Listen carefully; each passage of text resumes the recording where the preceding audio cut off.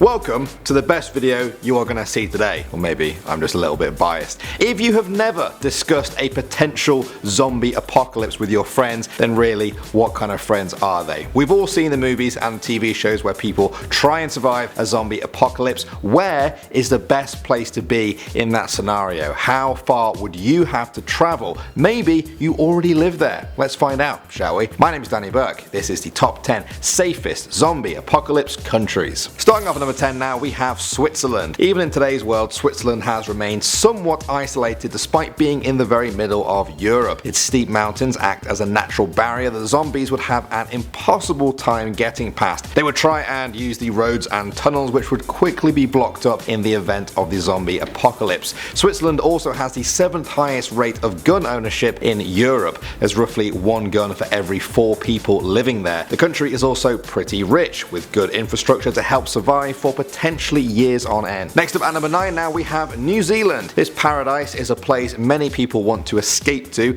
in their normal lives. In a zombie apocalypse, it will become a lot more appealing. Isolation is an obvious appeal. It's way out in the very corner of the Pacific Ocean. Its population is very low too, only about 4.6 million people. It has a good mixture of arable farmland for food, but also huge mountains and fjords for defense. If they can close their borders quickly, the Kiwis stand a real fighting chance. Moving on to number 8 now, we have Argentina. This South American country is sandwiched between the Andes Mountains and the Atlantic Ocean. This makes it very defensible against a zombie horde. The Andes Mountains are very difficult to navigate even for humans. Zombies would have no chance at all when it comes to scaling the endless rocky outcrops and shaky rope bridges. Snow and mudslides mean that some parts of the Andes Mountains are actually impassable for about 9 months of the year. That means you would only have to worry about wandering zombies for a quarter of the year. Not too bad if you think about it. Moving on to number 7 now, we have Taiwan. In some ways, Taiwan is Asia's Switzerland. They have a wealth of technology.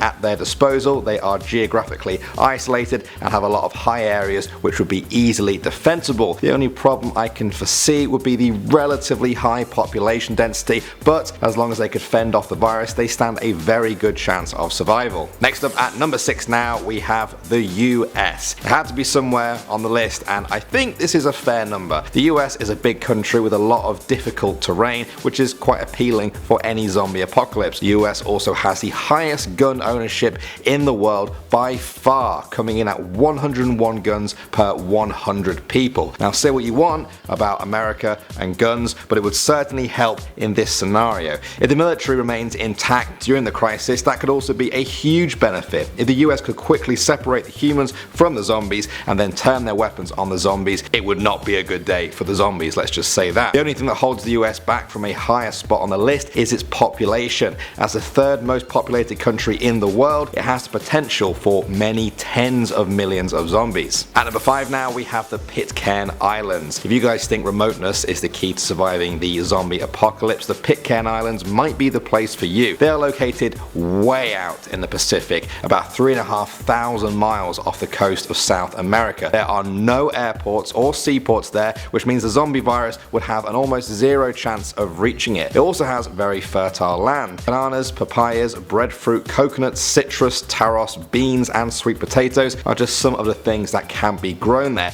The seas around it also have a bountiful supply of fish and lobsters. The only obstacle would be convincing the roughly 50 people that live there that you're also allowed to stay. At number 4 now, we have Madagascar. If you ever play the game Pandemic, where you need to spread a virus to the whole world, you'll know just how frustrating it can be to infect Madagascar, a large island off the coast of Africa. It has good access to mainland Africa if you're a human. Despite how close it is to Africa, no zombie is going to be able to cross that amount of water. It has a good mix of mountainous regions, which will be easier to defend, and flatter coastal areas for farming. The only problem I see with this one is that the population is about 25 million, all on one island. If the infection does spread, that could be millions of potential zombies. At number 3 now, we have North Korea. People often say that North Korea is isolated from the rest of the world because of the regime that's in control there. Well, this isolation may have actually worked in its favor during a zombie apocalypse. It has the most fortified border in the world to the south and a very tight one to the north as well. 40% of the population is armed and they have a huge arsenal of weapons. The population population is extremely loyal to the government and would present a very united front in this crisis. Perhaps the main problem would be food. North Korea still relies a lot on foreign aid,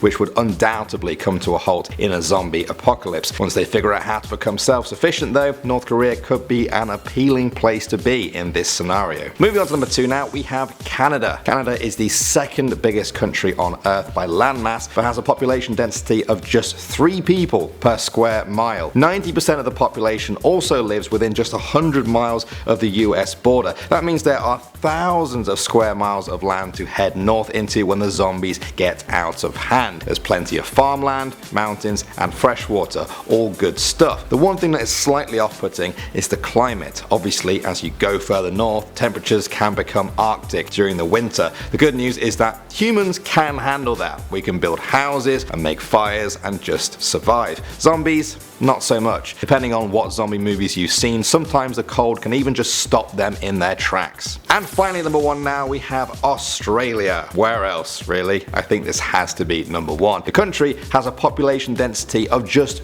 2 people per square mile. That is nothing. It's an insanely huge island with not many people on it. This makes it perfect for the zombie apocalypse. Even if the country gets infected, the zombies will have a hard time even getting across the thousands of miles of inhospitable terrain that separates the major population centers. I also mentioned it's an island, perhaps one of the most appealing things for this. It took humans thousands of years to reach Australia, and we are a lot smarter and more resourceful than the average zombie. Alright guys, now for the good part. Let the comments begin. Do you agree with my list? Have I changed your mind on any of these? Did I talk about your country, or did I miss it out when you think I shouldn't have? Either way, let's just hope the zombie apocalypse never becomes a reality. Thanks for watching. As always guys, my name is Danny Burke and I will see you all in the next video.